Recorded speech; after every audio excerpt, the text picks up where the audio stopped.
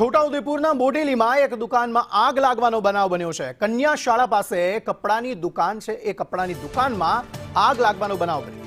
દુકાનમાં રહેલો તમામ સામાન જે છે તે બળીને ખાખ થઈ ગયો છે। શોર્ટ સર્કિટના કારણે આ આગ લાગ્યાનું અનુમાન સેવવામાં આવી રહ્યું છે। નગરપાલિકામાં ફાયર સુવિધા ન હોવાથી લોકોમાં ભારે રોષ જોવા મળી રહ્યો છે। ફાયરની ટીમે ભારે જહેમતે આગને કાબૂમાં લીધી હતી।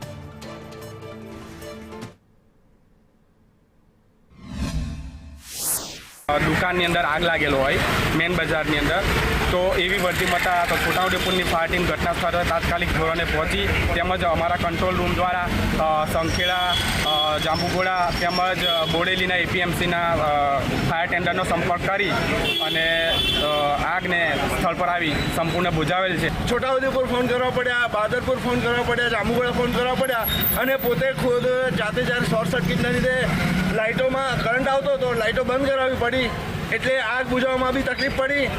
એટલે ત્યારબાદ પહેલો બંબો જાંબુઘોડાથી આવ્યો, બીજો બંબો બાદરપુરથી આવ્યો અને ત્રીજો બંબો છોટાઉદેપુર